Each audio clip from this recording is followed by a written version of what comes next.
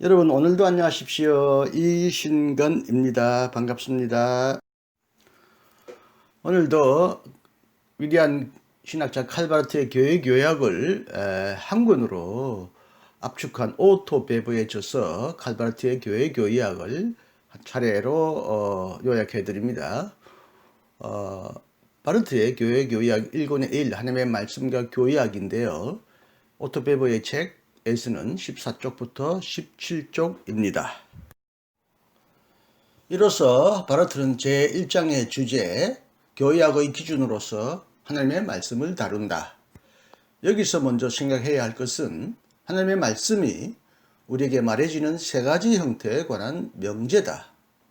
하나님의 말씀은 선포된 말씀, 기록된 말씀, 계시된 말씀이다. 그러나 이 모든 것은 폐기할 수 없는 통일성, 일치성 안에 있다. 요약하면 우리는 오직 교회의 선포에 의해 수용된 성소로부터 또는 오직 성서에 근거해 있는 교회의 선포로부터 하나님의 계시된 말씀을 인식한다. 우리는 오직 선포를 성취하는 계시를 통해 또는 계시에 의해 성취된 선포를 통해 하나님의 기록된 말씀을 인식한다. 오직 우리가 성서를 통해 증언된 계시를 인식할 때 또는 계시를 증언하는 성서를 인식할 때 하나님의 선포된 말씀을 인식한다. 선포된 말씀. 이것은 먼저 하나님의 말씀이 선포를 선포로 만들고 이로써 교회를 교회로 만든다는 것을 뜻한다. 선포된 말씀은 교회가 의존해 있는 위임이다. 하나님의 말씀은 다른 어떤 대상처럼 선포에게 주어진 대상이 아니라 선포에게 약속된 대상이다. 그것은 선포가 유일하게 참된 선포가 될 수 있게 하는 판단이다. 다시 말하면 그것은 자기 자신을 다루며 그 밖에는 그 어떤 손안에 있지 않는 기준이다. 끝으로 그것은 선포를 참된 선포가 되게 하는 사건이다.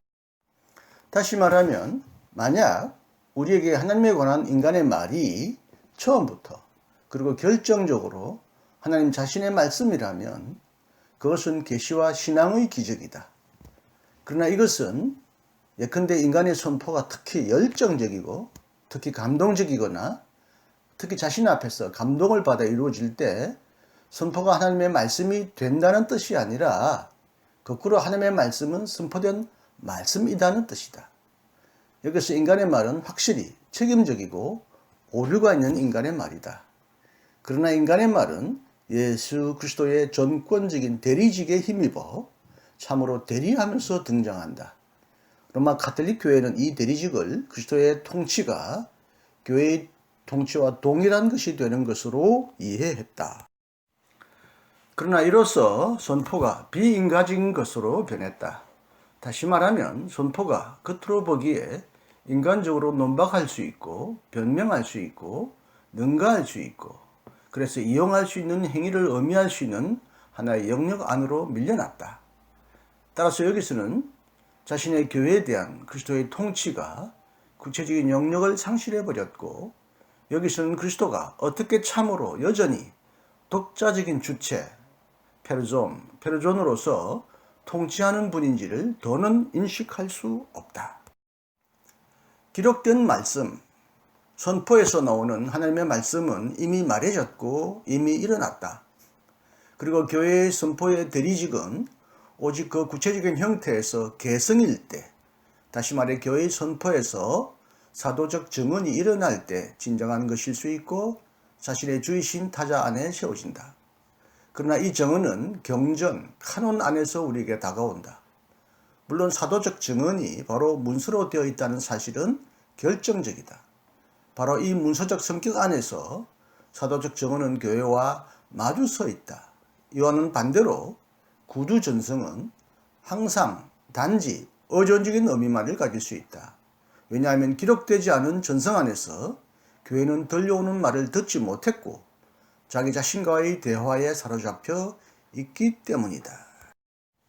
똑같은 이유로 교회는 성서 주석도 최종적인 타당성으로 묶을 수 없다. 오히려 성서의 주석은 모든 방면으로 열려 있어야 한다. 자유주의가 요구하듯이 자유로운 사유를 위해서가 아니라 자유로운 성서를 위해서 그리해야 한다. 그러나 교회가 경전을 최초로 만들지 않았는가? 바르트의 입장은 이러하다. 성서가 자기 자신을 경전으로 만든다. 경전에 관해 결정할 때 교회는 자신의 척도를 전혀 가지고 있지 않았다. 오히려 교회는 표준적인 문서 안에서 자신에게 돌진해오는 명령적이고 최종적인 말씀을 경청했다. 성서가 하나님의 말씀이다라고 우리가 신앙으로 고백할 때 다음과 같은 일이 일어났다. 인간이 성서를 붙잡은 것이 아니라 성서가 인간을 붙잡았다. 성서는 이 사건 안에서 하나님의 말씀이 된다. 계시된 말씀, 성서는 스스로 그리고 자체로서 하나님의 계시가 아니다.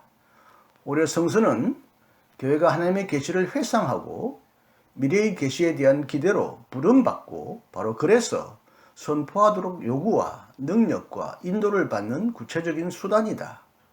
성서의 말이 정의의 말로서 기능할 때 성서는 계시다. 따라서 성서와 계시의 이 통일성은 참으로 하나의 사건이다. 동시에 다음과 같이 말할 수 있다. 계시를 정언하는 성서를 생산하는 계시, 이 계시가 일어났다. 이 사건에 힘입어 성서는 오늘날 유효한 증언으로 인정되었다. 이 사건은 예수 그리스도와 동일한 성취된 시간이다. 계시를 말하는 자는 말씀이 육신이 되었다라고 말한다.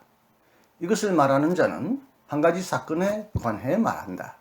이 사건은 삼위일체 안에서 아버지의 의지로부터 아들과 성령의 파송으로부터 삼일체 하나님의 영원한 결정으로부터 설명할 수 있는, 다시 말하면 하나님으로부터 일어나는 하나님 인식으로서 빛 안에서 일어나는 빛의 인식으로서 설명할 수 있는 사건이다.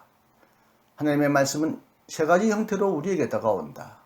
삼중성 안에 있는 이 독특한 통일성 안에 있는 이 독특한 삼중성은 삼일체 하나님에 관한 이론에 대한 유일한 유비다.